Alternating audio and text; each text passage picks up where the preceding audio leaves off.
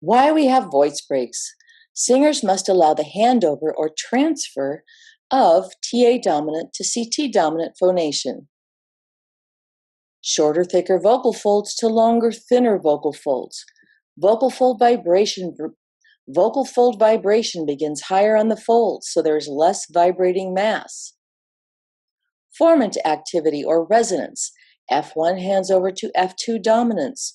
When the frequency of the second harmonic, the octave above the pitch, is higher than the frequency of the first formant of the vowel, the voice naturally wants to turn over or change registers.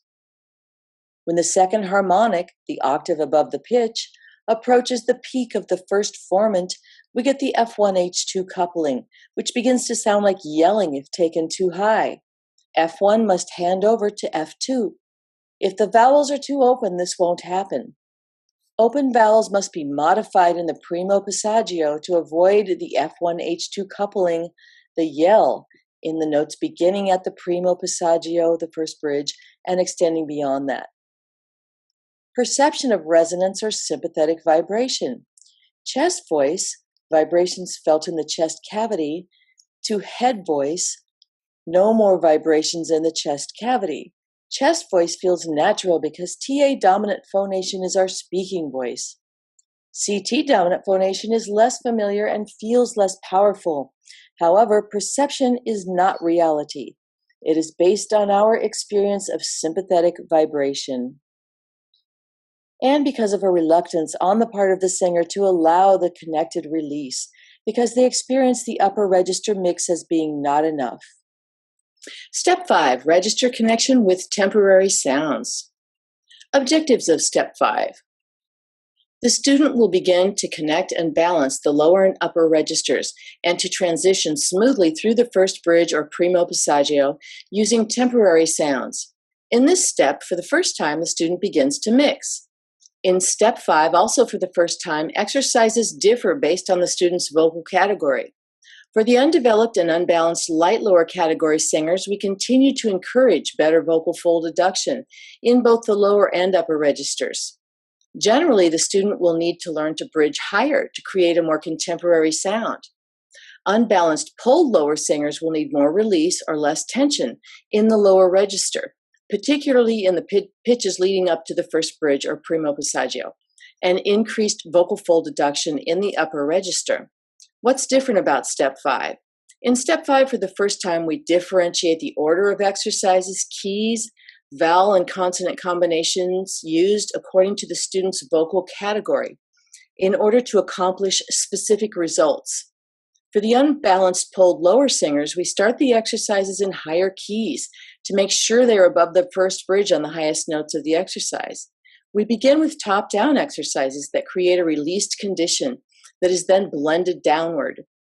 The unbalanced pulled lower singer will benefit in the beginning from exercises that create more release, such as the semi-occluded vocal exercises, lip bubble tongue trill, closed vowels that encourage a headier vocal production, aspirate consonants that allow more airflow, and glide consonants that decrease strain. Imposed larynx sounds, which we call dumb or hooty, will encourage a low larynx, counteracting the tendency to engage the swallowing muscles to hike the larynx, a reflex that is endemic to pulled chest. Here are the transitions of the voice. In the area from C4 to C5, we call that the overlap octave. That's where a lot of things can go wrong and usually do.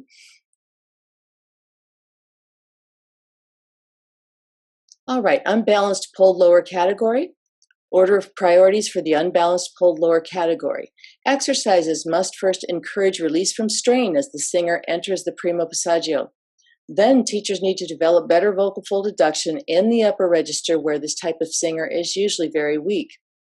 In the discovery phase, we're discovering release, releasing excess tension in the lower register and toward the first bridge, allowing the folds to function with less mass as pitch ascends, transitioning through the first bridge with just enough and not too much vocal fold compression. We encourage this first with top-down exercises set in higher keys. The initial pitch must be above the primo passaggio to discourage pulling chest too high. The reinforce. New condition is reinforced with hooty sounds and voice stop consonants such as G, B, and D, For better vocal fold adduction, starting with top down and then bottom up. In the development phase, we use adducted onset and pharyngeal exercises. First top down, then bottom up. The singer develops a smooth transition through the primo passaggio and balanced registration with temporary sounds initially. Ultimately, the singer moves to neutral larynx sound and speech level phonation. The temporary sounds are, for release, the semi-occluded vocal tract, SOVT, lip bubble, tongue trill, the dizzy or v. Use these exercises for the pulled lower singers, but not for undeveloped or light lower singers. Can you guess why? The pulled lower singers need more release. The undeveloped and light lower singers need more vocal fold adduction. For vocal fold adduction, use the pharyngeal sounds, twang, adducted onset, the witchy, bratty, the voce di strega, the French nasals, voice stop consonants, and the cry. To counteract the hiked larynx, use the imposed larynx or dumb, hooty, dopey sounds. To correct overcompression or undercompression, friendly compression sounds such as the creak, vocal fry, the edgy These sounds increase vocal fold adduction for breathy singers, but decrease overcompression in pulled lower singers. The creak tends to bring both extremes back to a more moderate compression. After step 5, we will be eliminating these temporary sounds, but you can always return to them to establish vocal coordination and balance whenever needed. And here's a chart of the temporary sounds. To find release, we use the aspirate onset, h, sh, closed vowels like hooty, wee, and you, and a body position of bending forward or bending the knees. Adduction, we use the adducted onset, which we find with any vowel whenever we say ah, ow, ow, ee. You're adducting. Okay, the French nasals will help, the pharyngeal sounds, and meow, meow, voce di strega, voice stop consonants, the g, b, d, j, and the cry. All right. For the low larynx, we think of the hooty, dopey, dumb sounds, covering, round and down, deeper and darker. We use backgrounded vowels such as oo, o, and We use centered vowels with an imposed larynx such as the in book and the in burn. Voice to stop consonants with an imposed larynx, bwub, bwub, bwub. And for balance, we use our semi-occluded sounds, centered vowels with a neutral larynx, and glide consonants such as W, Y, liquid consonants, the NG, the ng, and the m, consonants that function as semi-occluded such as V, Z, and J, and friendly compression sounds such as the creak or vocal fry. For register connection for pulled lower singers, we choose top-down exercises first, followed by bottom-up exercises, adding creak exercises to decrease or increase compression as needed. When the singer is holding on to too much weight and straining for higher pitches, it is important to decrease extrinsic muscle engagement and excessive air pressure, and to allow the vocal folds to thin and elongate to create less vibrational mass. The most effective way of effectively reducing extrinsic muscle engagement is to use the semi-occluded sounds, such as the lip roll or tongue trill. Singing on closed vowels, vowels that are made with the tongue higher in the mouth, such as E and oo, will create a headier vocal production. The creak or vocal fry is a way to create a moderate degree of vocal compression. It increases compression and adduction for breathy singers, but decreases compression and adduction for singers who strain. The pharyngeal, bratty, voce di strega, or witchy voice sounds will lengthen and thin the vocal folds, making register connection easier. The imposed larynx sounds encourage the laryngeal tilt that creates the stretch in the vocal folds, and that makes it easier to accomplish, allowing an easier transition from low to high. Aspirate onsets are very helpful to pull lower singers. Allowing more breathiness in the lower register will decrease the tendency to overcompress, particularly as they approach the first bridge. Exercises for pulled lower singers.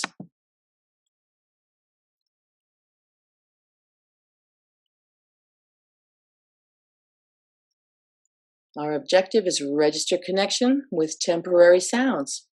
First, we start with the top down using the glide consonant W and closed vowel E. We use an imposed larynx, and we discover release. Then we strengthen that connection with top down voice stop consonants using G with the closed vowel E and an imposed larynx.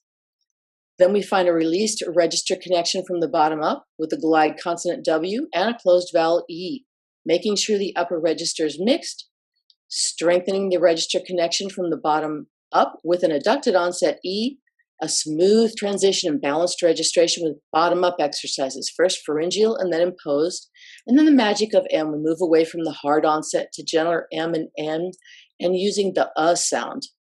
Exercises are performed at speech level. All right, this is step 5 exercises for the unbalanced pulled lower category. In step 5, we begin to mix and develop balanced registration using extreme or temporary sounds. Unbalanced pulled lower singers first discover release when connecting the registers by connecting from the top down. Exercises are started in a key that ensures that the first note is above the primo passaggio or first bridge. And then we're blending the registers downward from the upper register to the lower register. These initial exercises can also be performed on a semi-occluded vocal tract sound for added release. In step 5, for the first time, the paths diverge based on the singer's vocal category. The unbalanced pulled lower singer's objectives are going to be different from the breathy, undeveloped, and unbalanced light lower singers. The keys are going to be different. The order of exercises is going to be different because the objectives are different. The unbalanced pulled lower singer will perform exercises from the top down initially in order to find release. The undeveloped and light lower singers will start exercises in lower keys and begin the exercises in the lower register. Let's start with our top-down release exercises. Round 1, we're going to use a hooty wee.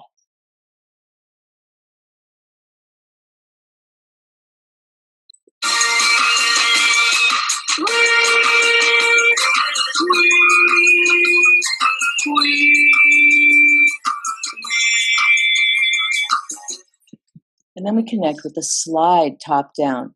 With all slide exercises, be sure to match the speed of the demo. Slides really help us to blend the registers and smooth out the break.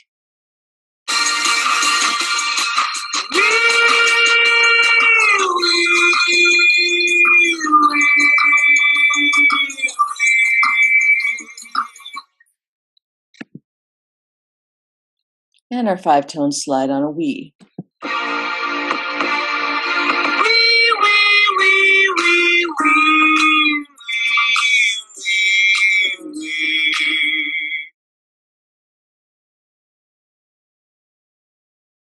In this section, we continue on with the closed vowels and hooty sound, but we use voiced stop consonants. Here's a hooty top-down separated on a gi.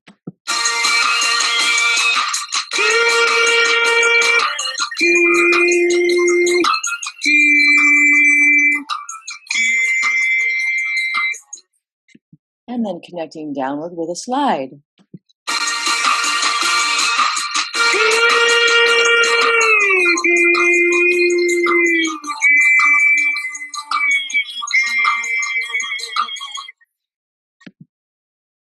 Then we'll make that even stronger with a hooty repeater top down.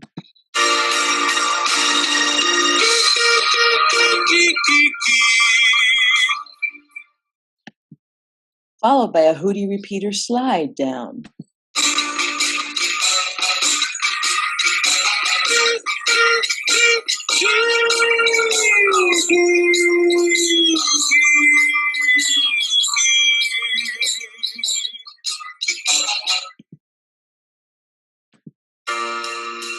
Three times down.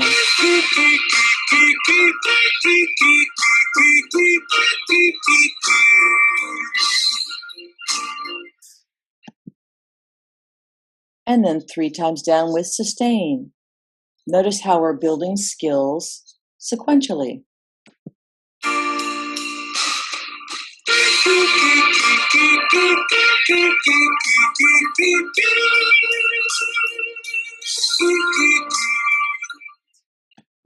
Now our 5-tone slide down on the hooty gi.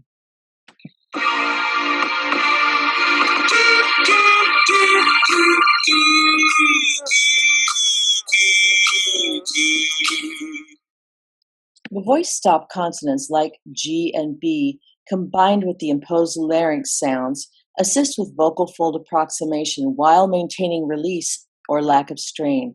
The top-down approach ensures that the singer will not be able to pull chest. Now we'll move to exercises that begin in the lower register. In this section, we'll be using the glide consonant W and the closed vowel E for a we. We'll begin in the lower register, moving upward. We.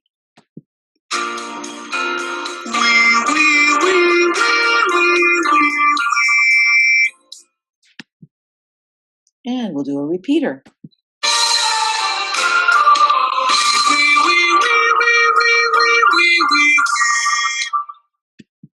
Followed by a repeater sustain.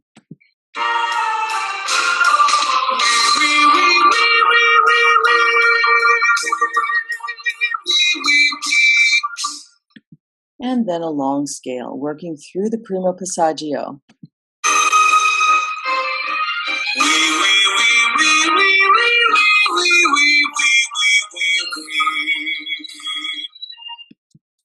And the 1-5-3-8-5 exercise.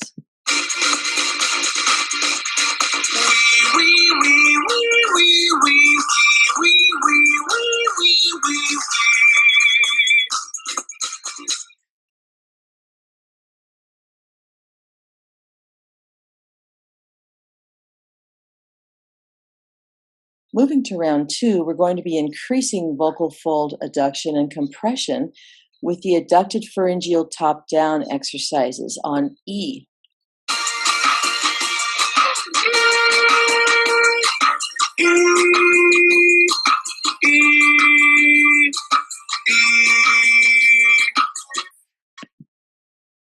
And then we'll connect that with a slide.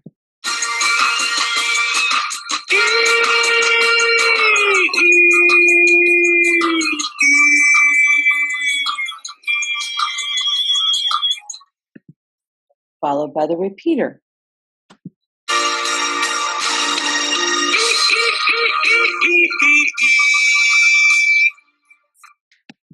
And the repeater slide.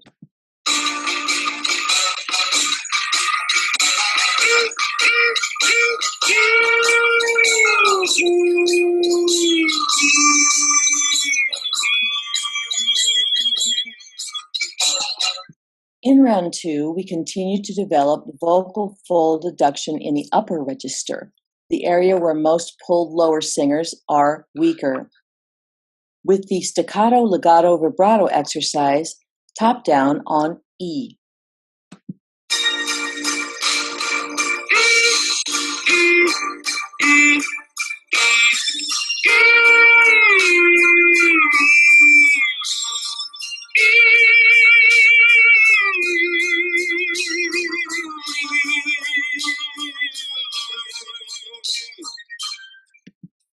All of the preceding exercises will eventually be done on ow, or ah with the tongue out. All right, moving on to our 3 times down pharyngeal exercises performed on nay.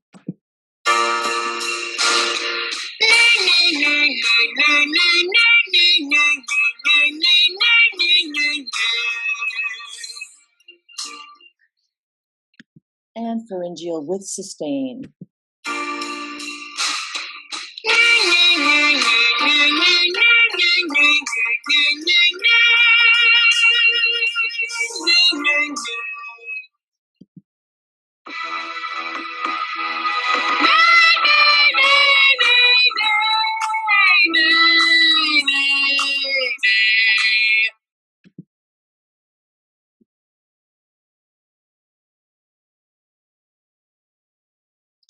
At this point in our round 2 exercises, we're going to begin adduction from the bottom up.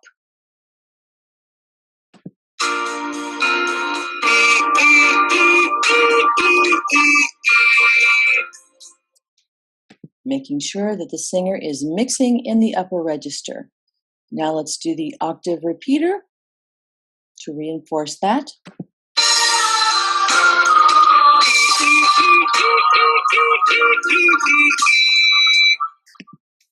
And the repeater sustain.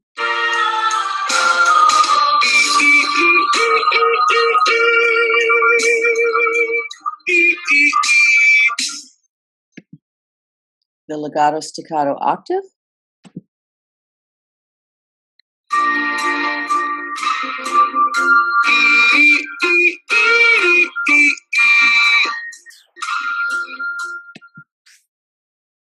And the legato staccato octave repeater.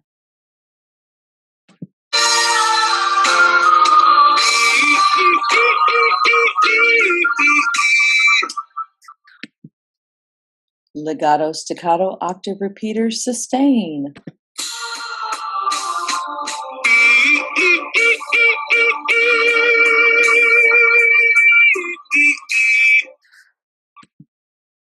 And the adducted onset 1.5 on E.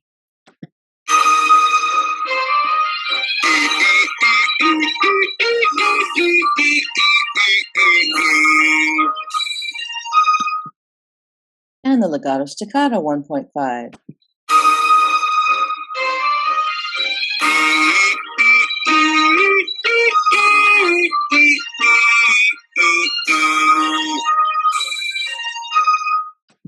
Only do as many of these exercises as are needed to achieve your objective of a smooth transition through the passaggio and balanced registration. Here's the staccato legato 15385.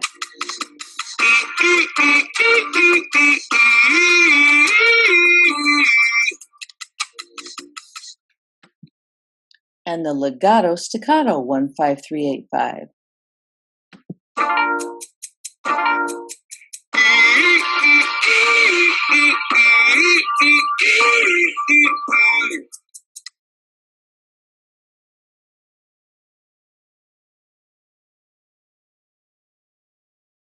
In round 3, develop, we're going to begin with the pharyngeal or high larynx exercises, and then return to the imposed or low larynx exercises to get the larynx back down. In the next round, we'll finish off by doing speech level or neutral larynx sounds. We'll start with the pharyngeal neigh on an octave arpeggio.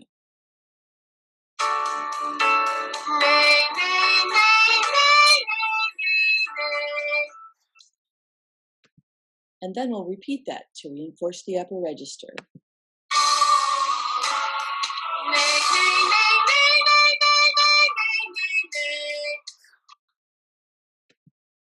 And sustain.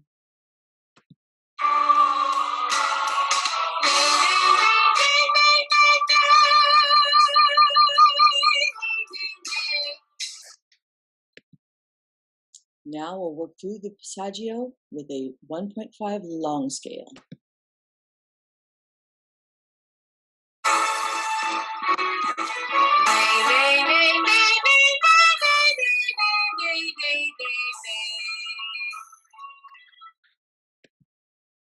The neigh, while being pharyngeal, has a less harsh onset than the preceding section, which used the adducted onset.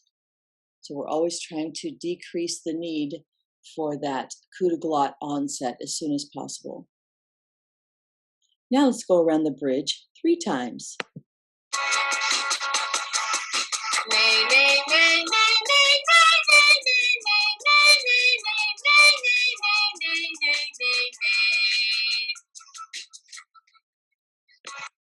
And for balance and flexibility, 15385 on a pharyngeal neigh.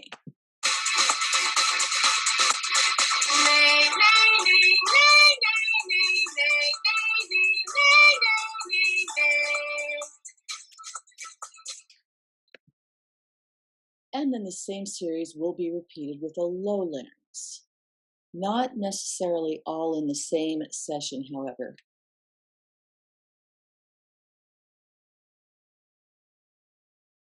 Back to the octave arpeggio, low larynx, gug.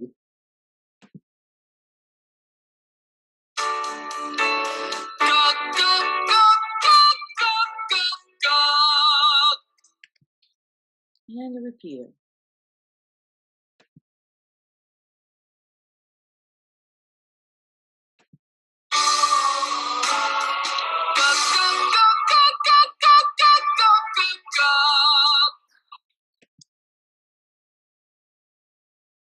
Repeater with sustain.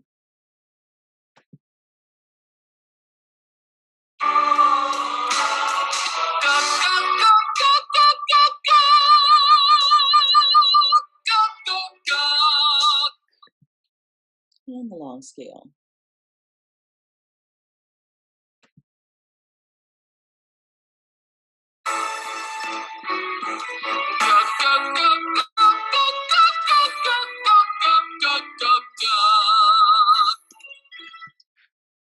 Working through the bridge 3 times.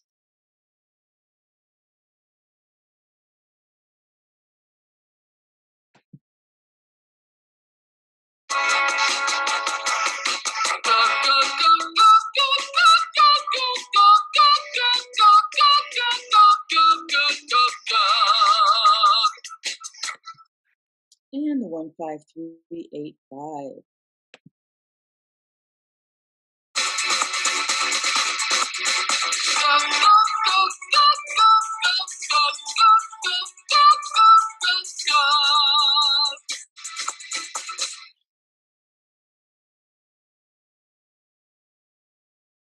At this point, we'd like to discontinue the voice stop consonants in favor of M's and creaky sounds that will help us find a more moderate onset, like this. This is called the creaky question. This is how you find it.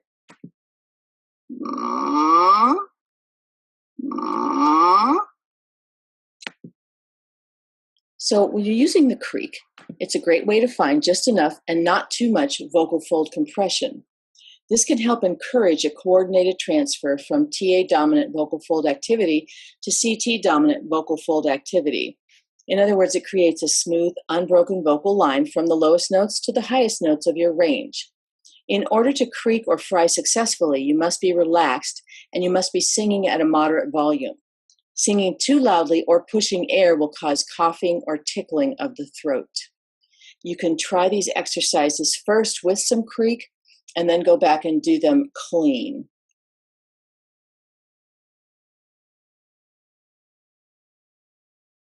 And then just an slide.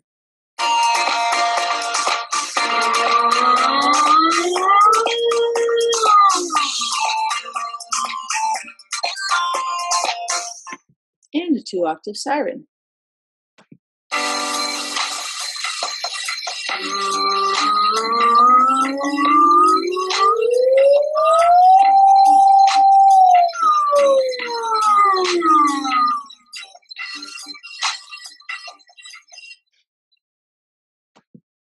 Great way to find balance between registers, lower and upper, and a great way to connect the registers.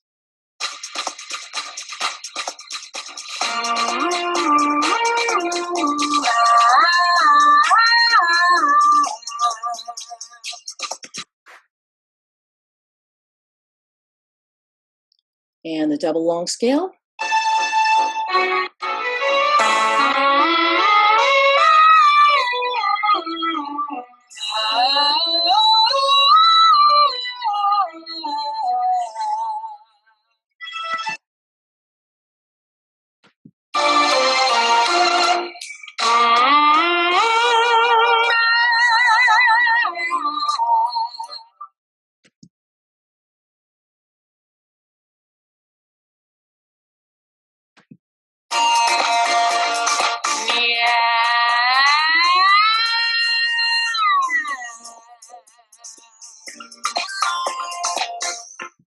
And our 2-octave sirens. which are great for register blending.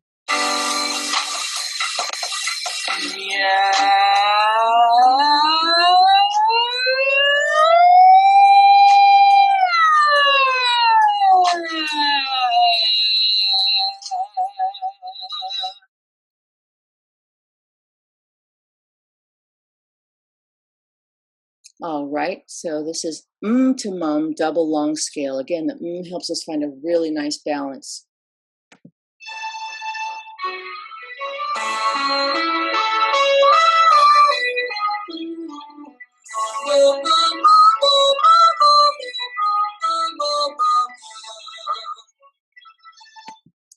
To mum, double 1 5 3 8 5.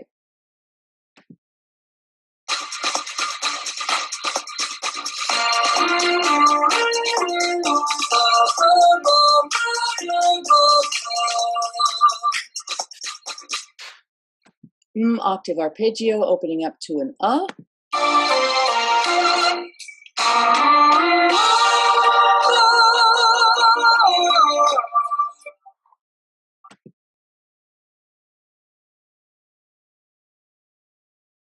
In round 3, we work towards speech level sounds with a neutral larynx. So here's a mum octave arpeggio.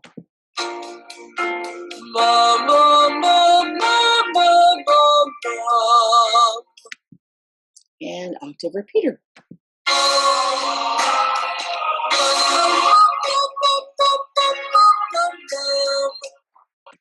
And again, adding skills sequentially, we're going to go to a repeater with sustain.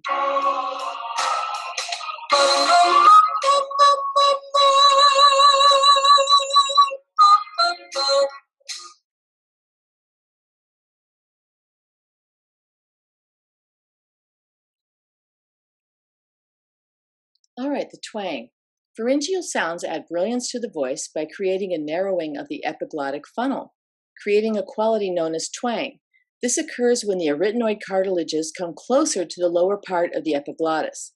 When the larynx rises for these sounds, the pharynx becomes smaller. This smaller resonating chamber raises F1, the first formant. The ah vowel, sung with the voce di strega or witchy quality, is a great way to learn twang or pharyngeal sounds. When you add a little twang to your sound, your voice appears to be louder without any extra effort. And here's a chart showing the narrowing of the epilarynx for the pharyngeal twang sounds. In general, a note becomes more intense by either increasing lung pressure, increasing vibration at the bottom of the vocal fold, or narrowing the epilarynx, the acoustic tube immediately above the vocal folds. This creates the pharyngeal or twang sound in singing, the edgy, bright, forward, brassy timbre associated with much of today's musical theater, pop, R&B, and gospel singing. Narrowing the epilarynx area facilitates phonation by decreasing phonation threshold pressure through impedance matching of the glottal source and vocal tract. The imposed larynx, F1, the first formant, is responsible for darkness and depth of tone. The imposed larynx or dopey sounds are created when the lowered larynx extends the tube of the pharyngeal resonator, increasing the resonating space and lowering F1, the first formant. The O vowel and the vowel sung with the imposed larynx can counteract unintended laryngeal hiking by activating the extrinsic depressor muscles. Here are the extrinsic muscles. The suprahyoid elevator muscles are the ones that raise the larynx whenever we swallow. That's these four. And then the infrahyoid depressor muscles press the larynx down. The elevator muscles lift the larynx when we swallow. They're also known as the swallowing muscles. Singers often incorrectly engage these extrinsic swallowing muscles and hike the larynx to reach high notes.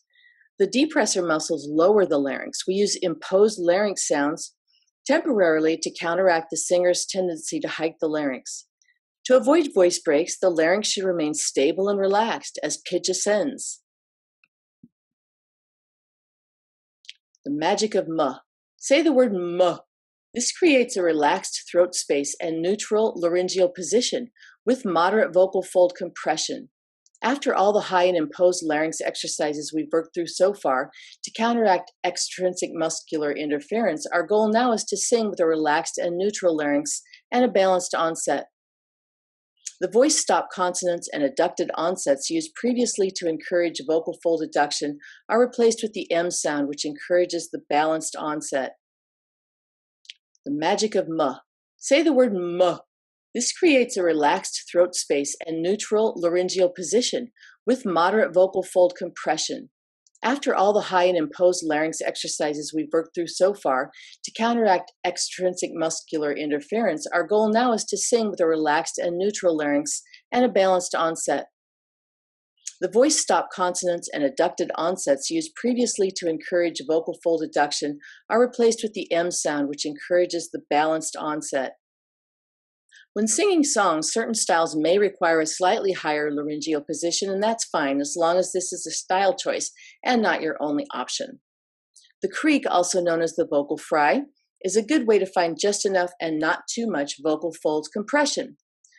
This can help encourage a coordinated transfer from TA dominant vocal activity to CT dominant vocal activity. In other words, a smooth, unbroken vocal line from the lowest notes to the highest notes of the range. The neutral larynx. Our ultimate goal is a relaxed and neutral larynx. When the larynx stays relaxed and neutral, no matter how high or low you sing, you're free from unwanted extrinsic muscular engagement. You can then play around with slightly lower or higher laryngeal positions to color the sound and produce stylistically appropriate timbre. A well-balanced voice is based on chiaroscuro, both bright and dark resonances together. The vowel, sung with a neutral larynx, otherwise known as speech level, is a great way to create balance throughout the voice. Once the student is singing with a neutral larynx, replace syllables in exercises with phrases such as, "Oh, how I love to sing," "My, what a wonderful day," "Singing is such wonderful fun," etc. The undeveloped and unbalanced light lower category singer. For breathy, undeveloped, and unbalanced light lower singers, we begin with bottom-up exercises in lower keys to give the singer more hold or vocal fold adduction in the lower register. Then we want the singer to maintain that adduction as they sing higher. We use the pharyngeal, bratty, witchy, voce di strega exercises, adducted onset exercises, open vowels like a and ah, and voice stop consonants such as G, B, and D. Order of priorities for the breathy, undeveloped, or unbalanced light lower singer. Our objectives in order are: 1. Vocal fold adduction from the bottom up. Usually these singers can find fold adduction in the lower register. We then take this increased adduction through the bridge and into the upper register. We use the adducted onset and pharyngeal vowels to get the best result. 2. Fold adduction with adducted onset from the top down, from the upper register to the lower register. Then 3, using voice stop consonants with top-down exercises and imposed larynx hooty quality for fold adduction and register connection. Now the larynx is low and we've moved away from the adducted onset while maintaining a clear and focused sound. In round 3, each exercise is performed twice, once with the higher larynx, pharyngeal or twang sound, and once with a low imposed larynx, not necessarily in the same lesson or practice session. Both these temporary sounds help the student negotiate the transition, first bridge, primo passaggio, successfully while maintaining adequate vocal fold adduction and compression. In addition, they've developed chiaroscuro, the balance of bright and dark timbres necessary for good singing.